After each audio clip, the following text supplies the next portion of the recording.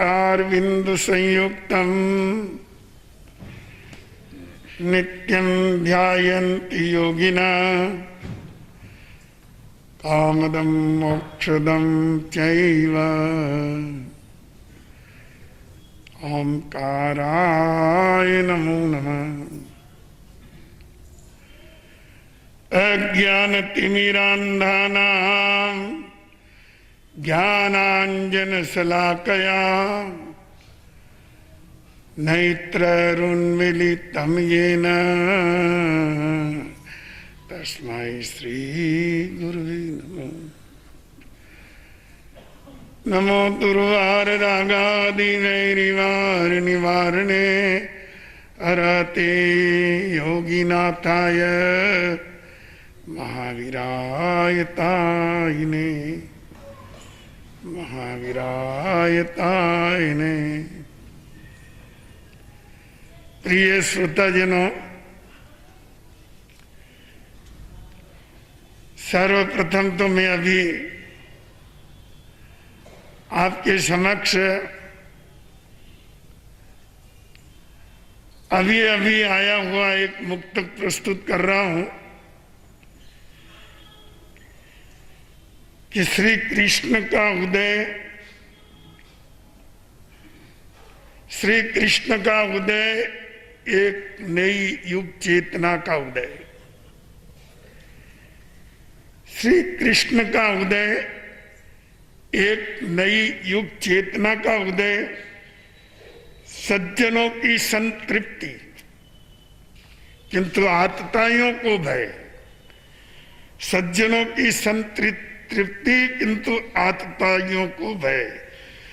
नवयुग के निर्माता का अभिनंदन अभिनंदन। नवयुग के निर्माता का अभिनंदन अभिनंदन। आज भी कल भी सदा सदा के लिए जय जय जय। सदा सदा के लिए जय जय जय। श्री कृष्ण का उदय एक नई युग चेतना का उदय।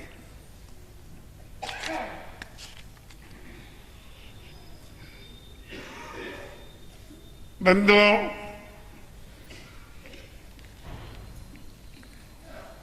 हम कभी कभी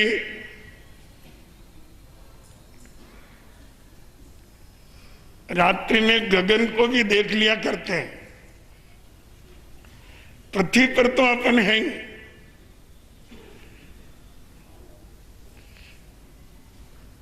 गगन को देखते हुए, आकाश को देखते हुए रात्रि में वहां हमें कुछ अलग अलग तरह के पदार्थ दिखाई देते हैं। कभी कभी चंद्र दिखाई देता है जो स्वयं भी ज्योतिर्मान है, और जहां जहां उसकी किरणें पहुंचती है सब पदार्थों को वो ज्योतिर्मान कर देता है।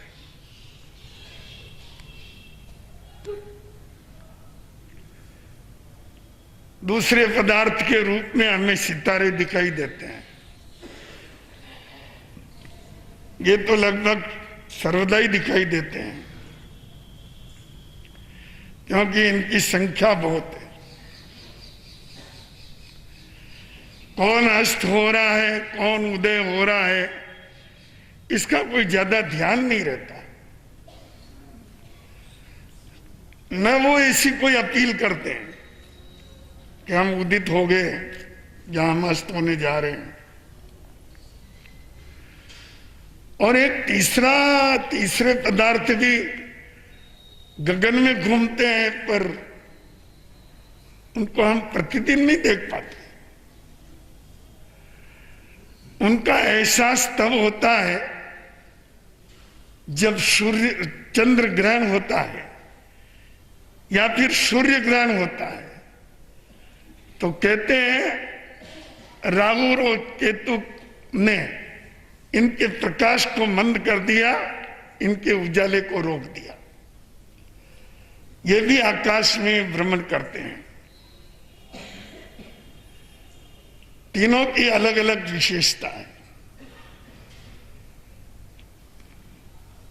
सूर्य को भी ले लो ना,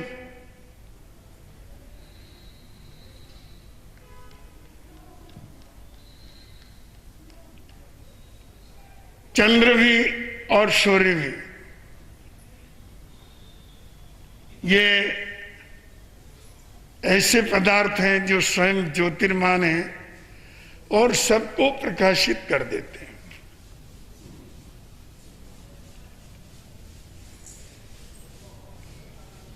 सितारे वो केवल स्वयं ज्योतिर्मान रहते हैं, स्वयं चमकते हैं। उनकी ये शक्ति नहीं, उनका ये प्रभाव नहीं कि औरों को प्रकाश दे दे।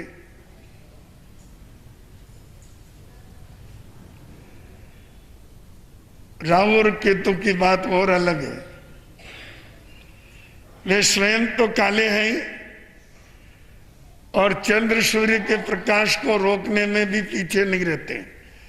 लोग उनका मौका लग जाए तो उनके उजाले को भी बंद करते हैं, जिसको हम ग्रहण लगना कहते हैं। ये तो आकाश की बात हुई, अब अपन धरती की बात कर लें। यहां पर भी अक्सर तीन तरह के मानव पाए जाते हैं।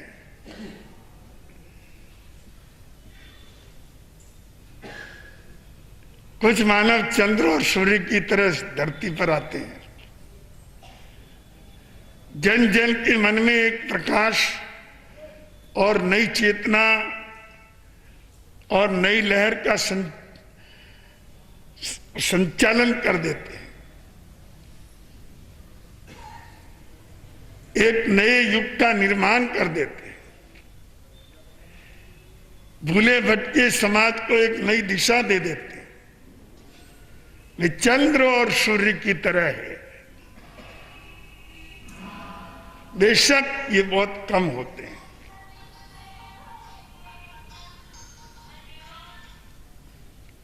और प्रवचन में कभी मोबाइल लेकर के नहीं आने का।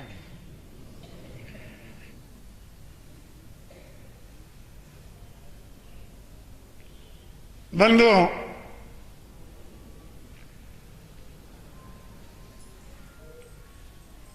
कुछ व्यक्ति सितारे की तरह होते हैं, जो स्वयं ठीक है, बस स्वयं अच्छे हैं, स्वयं कोई ऐसा पाप नहीं करते जिसके द्वारा वे कलुषित हो जाएं।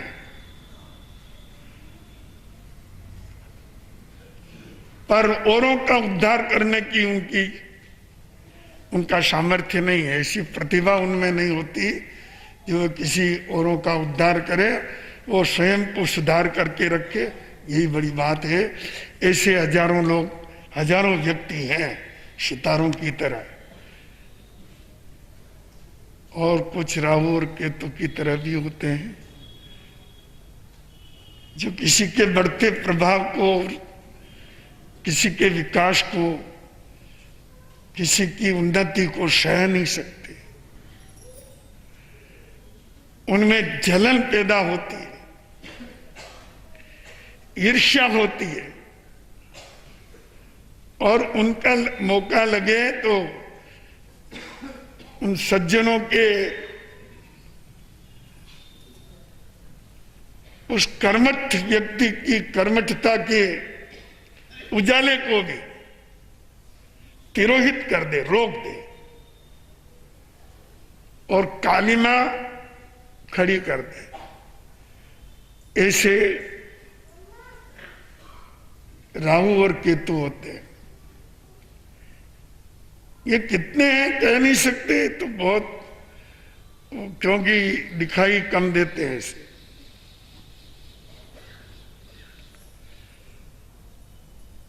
ये मानव जीवन की ये जो तीन प्रकार से व्याख्या है, ये तो स्वयं चिंतन करने की जरूरत है कि मैं किस में आता हूं। कहीं राहु केतु में तो नहीं हूं।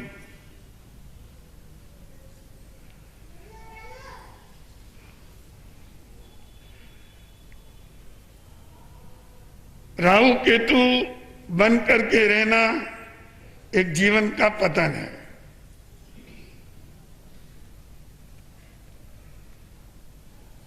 बंधुओं, हम सितारे तोड़े, स्वयं काले न हों और औरों को भी काला न करें, पर राहु केतु तो न बने। जो राहु केतु बने हैं उन्होंने हमेशा मानवता को कष्ट दिया है, समाज को, देश को संकट में डाला है। जो राहु केतु बने हैं उनसे सदा सदा ये मानवता पीड़ित रही है और एक ऐसी अंधेरी रात पैदा कर दी कि उसके द्वारा नैतिकता, सज्जनता, सेवा और परोपकार का दर्शन होना ही मुश्किल हो जाता है। ऐसी स्थिति में गीता तो एक बात कहती है कि यदा यदा ही धर्मस्य ग्लानिर्भवति भारत। जब जब भारत के अंदर अधर्म की वृद्धि होती है तब श्री कृष्ण गीता में बोलते हैं कि मैं स्वयं उदित होता हूं, मैं स्वयं जागृत होता हूं, अवतरित होता हूं और मैं अन्याय और अत्याचारों का विनाश करता हूं। जैन शासन में भी श्री कृष्ण महाराज को एक बहुत ज्योतिर्धर महापुरुष के रूप में स्वीकार किया है। एक महान उन्नत व्यक्तित्व, वासुदेव त्रिखंडाधिपति, नैतिकता, सत्य और सदाचार के प्रस्तोता, ऐसे परम पावन उत्तम पवित्र सुयश के धनी श्री कृष्ण महाराज का आज जन्मदिन है। ज्योतिष हमारे यहाँ बहुत प्रभाव रखता है पर उसमें भेद भी बहुत है। कई व्यक्ति आज कृष्णाष्टमी मना रहे, कई व्यक्ति कल मनाएंगे, हम दोनों दिन मनाएंगे, आज भी और कल भी। बंधुओं, उस दिव्य चेतना का उदय अपने आप में बहुत अर्थ रखता है। किसी भी महापुरुष का आना कभी भी सहज नहीं होता। घनी अंधेरी रात होती है तभी चांद चमकता है, नहीं तो चांद है कहां। बहुत घनी अंधेरी रात समाज में, देश में व्याप्त हो जाती है, तब कभी कभी श्री कृष्ण जैसी दिव्य चेतना का उदय हो जाता है और विश्व में एक नए प्रकाश का संचार हो जाता है। बहुत गंभीर घटनाएं हैं, बहुत गंभीर है। किसी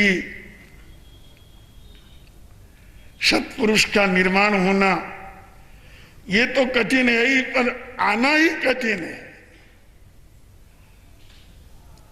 कई युगों युगों तक उत्कृष्ट साधनाएं करते हैं,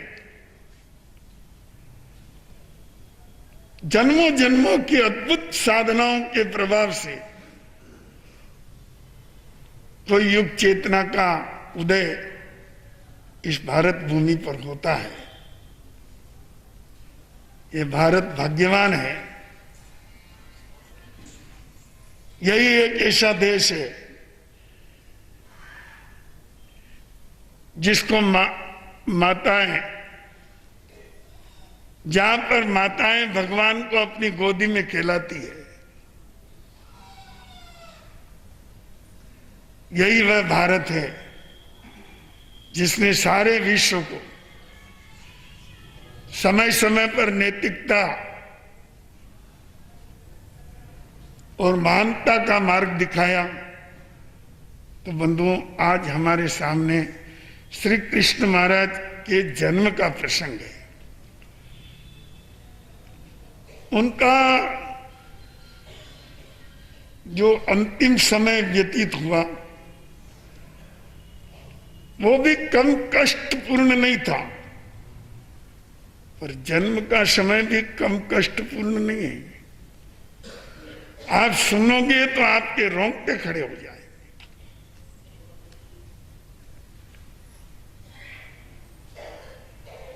मथुरा में राज्य है बलभद्र का, बलदेव का, और बंधुओं, दो पुत्र हैं, एक कंस और एक अतिमुक्त कुमार।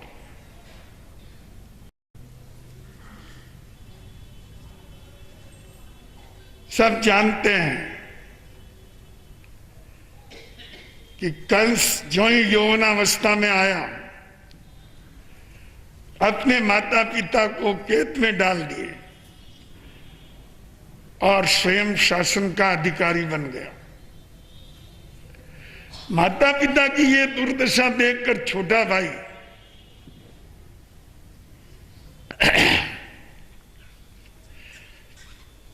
अति मुक्त कुमार भी बहुत भयभीत हो गया। प्राय आपने जितनी कथाएं सुनी, जितने वृत्तांत सुने, वो कृष्ण जन्म और उसके आगे की बात कहते हैं। मैं आपको कुछ पीछे की बात कह रहा हूं। जब श्री कृष्ण का जन्म नहीं हुआ उसके भी पहले की बात कह रहा हूं।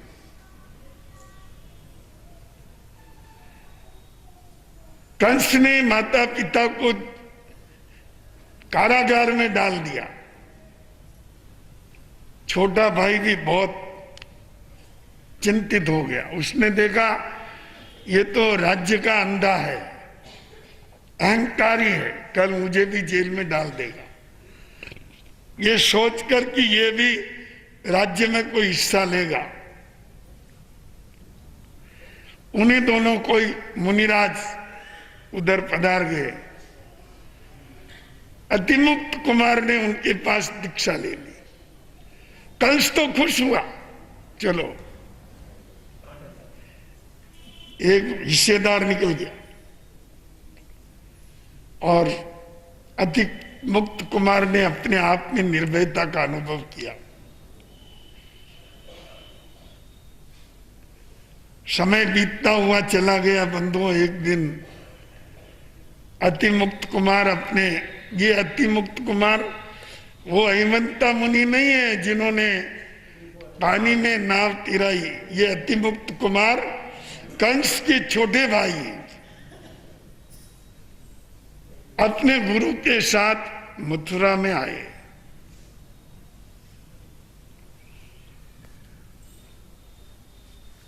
देवकी की शादी थी।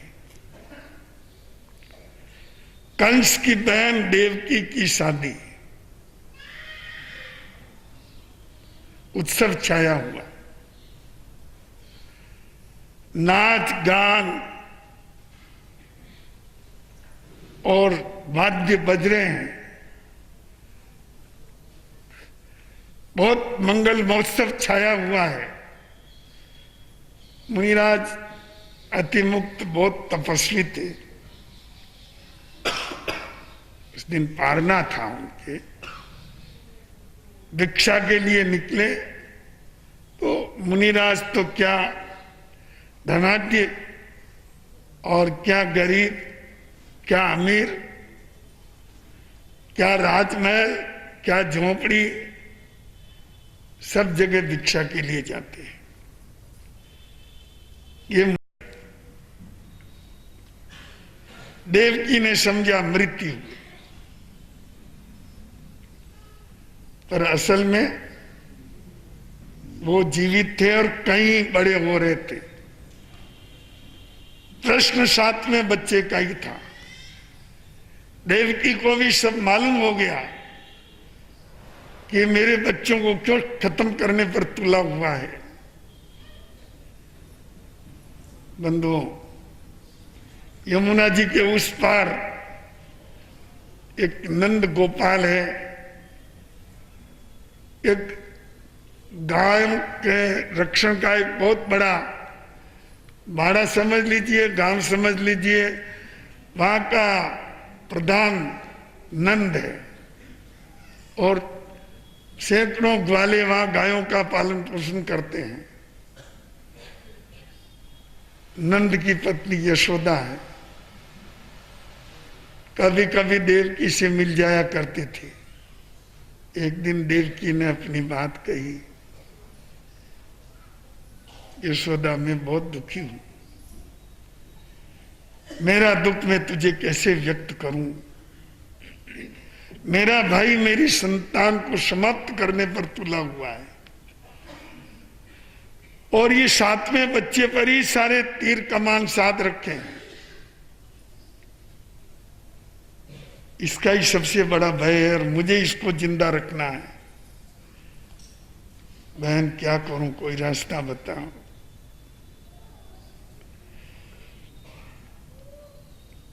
यशोदा ने कहा और तुम्हें क्या रास्ता बता सकती हूं। अगर उस समय जब तेरे बच्चा हो या उस समय अगर मेरे भी बच्चा हो और अगर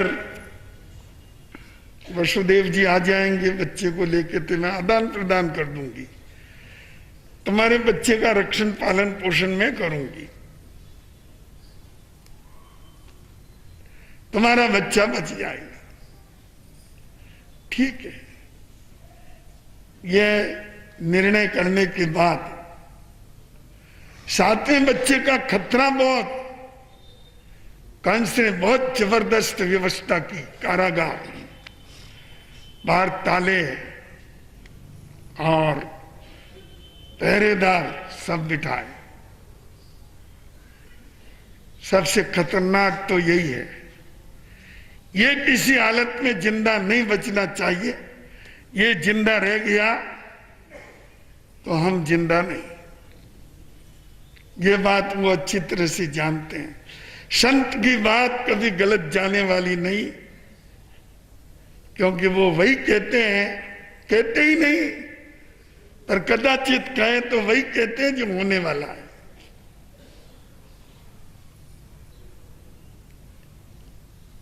देवकी और वसुदेव बड़ी चिंता में डूबे हुए थे। बंधुओं, देवकी ने पुत्र रत्न को जन्म दिया। कांटों में फूल खिला करते हैं। कांटों के अंदर खिले हुए फूल की छटाई निराली होती है। सर्व शिरोमणि फूल गुलाब का माना जाता है, वो कांटों में ही खिलता है। कष्टों में कृष्ण का जन्म होता है। बिना कष्ट के, बिना संकटपूर्ण वातावरण के किसी दिव्य चेतना का उदय ये बहुत मुश्किल है। बच्चे को जन्म तो दे दिया, पर तत्काल निराशा के सागर में डूब गई, रोने लगी। मैं क्या करूं, मेरा उस कंस आया नहीं, इसको खत्म कर देगा। वसुदेव जी को कहे कोई उपाय तो करो। क्या उपाय करो? उसने कहा इसको आप वहां ले जाओ गोकुल। अरे कैसे ले जाऊं, ताले लगे हुए हैं, चौकीदार बाहर, खबरदार होशियार बोल रहे हैं।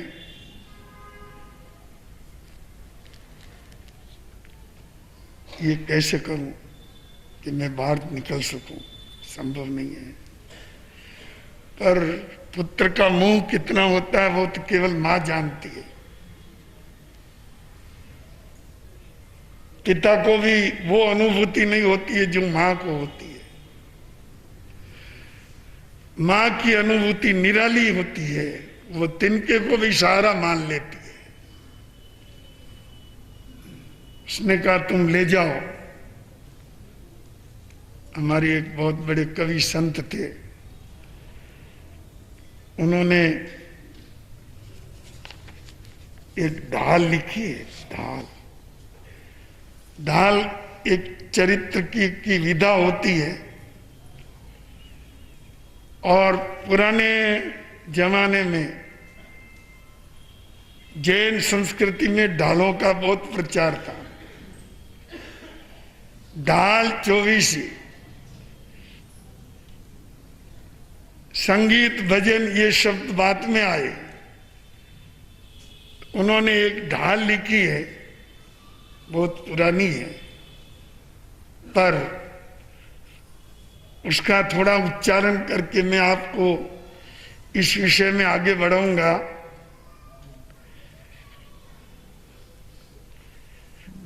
पुरुषोत्तम प्रकटे अवतारी, जगत में महिमा विस्तारी। पुरुषोत्तम प्रकटे अवतारी, जगत में महिमा विस्तारी। देवकी का नंदन है नीको, भयो यादव कुल में टीको। भादवा विद दिन अष्टमी को,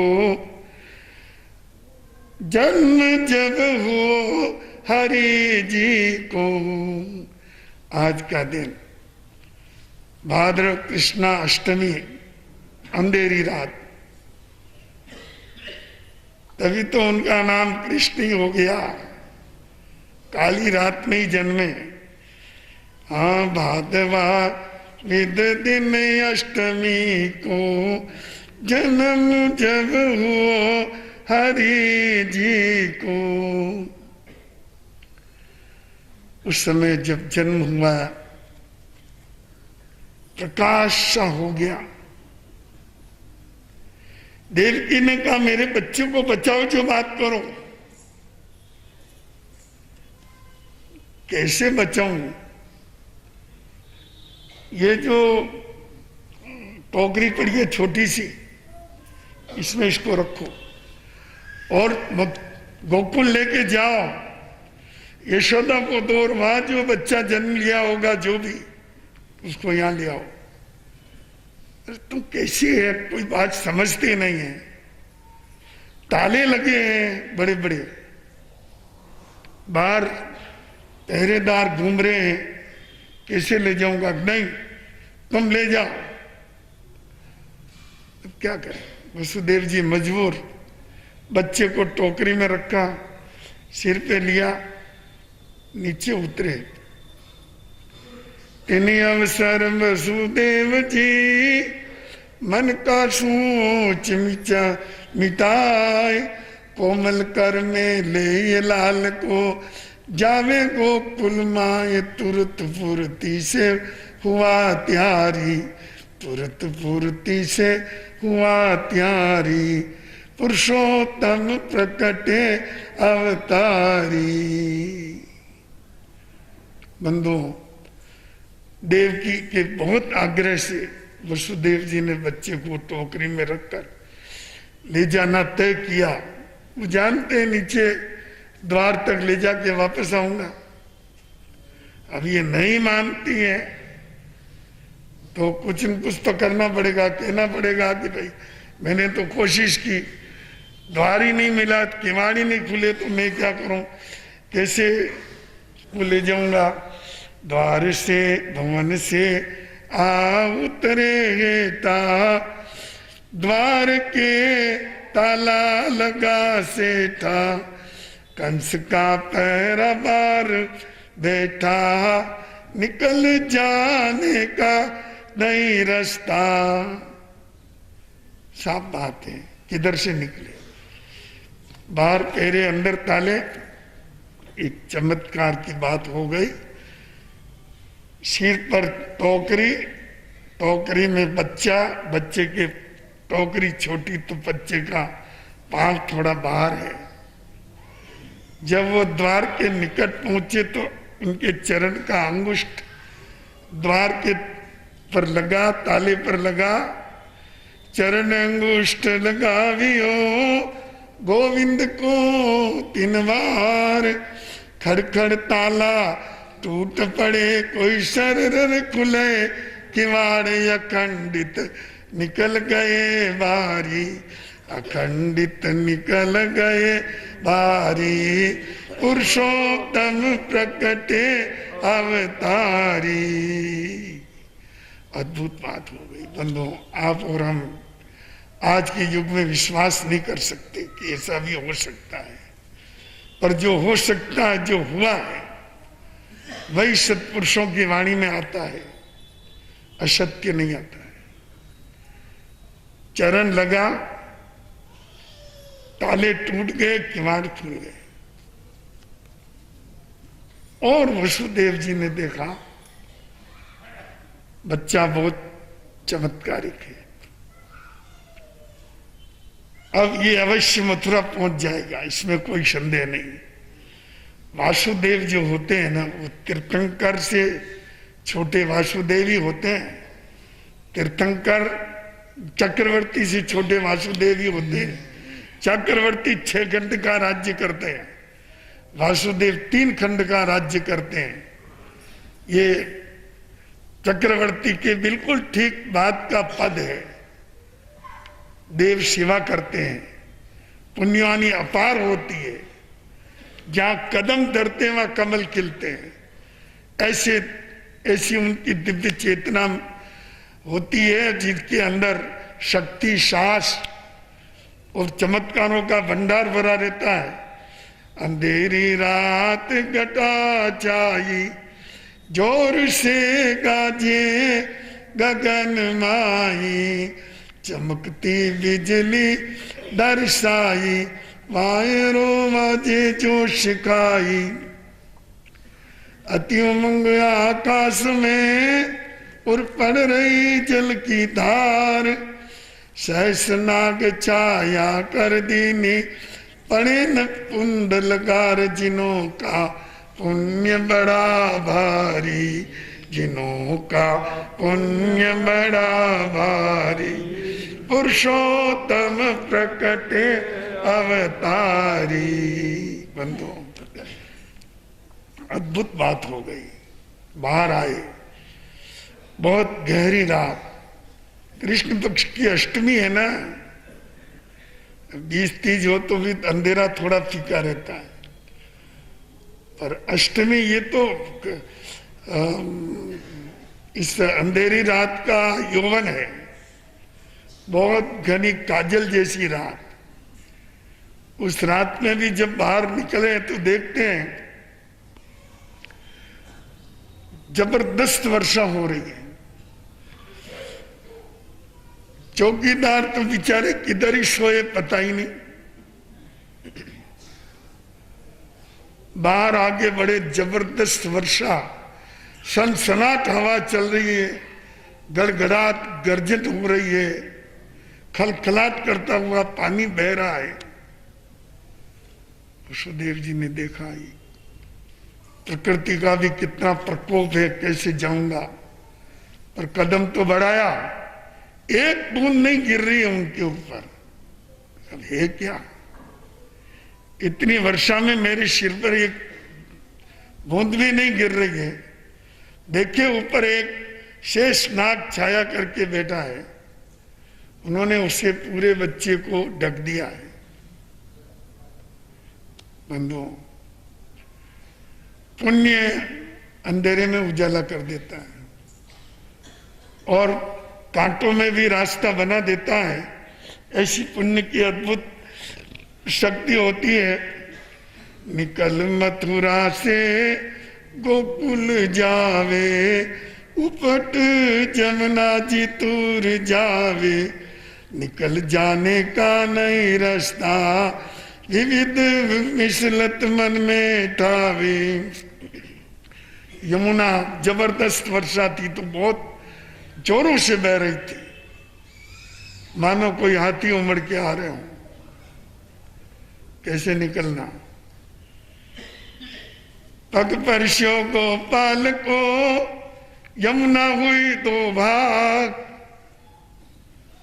जो ही श्री कृष्ण का चरण स्पर्श कराया, यमुना के पानी से यमुना दो भाग हो गई, ऊपर की ऊपर नीचे के नीचे मार्ग बन गया। पुण्य की प्रबल शक्ति प्राणी की रक्षा कर देती है, कभी कभी मौत के मुंह से निकाल देती है। निकल मथुरा से गोकुल जावे, उलट जमुना जी पूर जाए, निकलने का रास्ता नहीं पाए, विविध मिसलत मन में ठाए। पग परशो गोपाल को यमुना हुई दो भाग, वसुदेव जी तुरंत निकल गए, हुलस्यो हियो अथाग गोकुल में पहुंचे गिरधारी, गोकुल में पहुंचे गिरधारी। पुरुषोत्तम प्रकटे अवतारी, पुरुषोत्तम प्रकटे अवतारी, जगत में महिमा विस्तारी। बंधुओं, बड़ी अद्भुत बात हो गई कि श्री कृष्ण गोकुल में पहुंच गए। खटखट किया दरवाजा नंद का, बाहर आए, मुझे देवकी से यशोदा से मिलना है। यशोदा ने कहा कुछ लाए कि तुम्हारी सखी के कलेजे का टुकड़ा लाया हूं, लाओ लाओ दे दो। ये बच्ची मेरी संतान हुई है, ले जाओ। बच्ची दे दी। बचाने का प्रयास करना संभव हो तो, इसकी पुण्य होगी तो बचेगी। और बंधुओं, तुरंत नंद जी के यहां से वसुदेव जी पुनः मथुरा आए। यमुना दो भाग थी, पुनः पीछे एक भाग हो गई, मिल गई। वहां कारागार के भवन में पहुंचे, किवाड़ बंद, चौकीदार सब जग गए, खबरदार होशियार चालू हो गया। उनको पता ही नहीं कि क्या से क्या हो गया है। ये पुण्य का अद्भुत खेल कुछ समय के अंदर ही इस तरह से बदला कि सारी दुनिया बदल गई। तुम्हारी ये जागृति कोई काम नहीं आई। वहां पर जाकर के बच्ची को हाथ में दी, देवकी बहुत खुश हुई। सुबह आया कंस, क्या संतान की है? बच्ची है। हाथ जोड़ती हूं, तो मेरा भाई है, ये बच्ची मुझे बहन समझ करके दान में दे दे, ये तो तेरा कुछ नहीं बिगाड़ेगी। हाँ, कंस ने कहा बच्चे की बात थी, बच्ची हो गई, चलो हमारा तो सारा संकट ही टल गया, अब कोई चिंता की बात नहीं। बंधुओं, वहां नंद जी ने अपना एक उत्सव किया, जैसी उनकी औकात थी।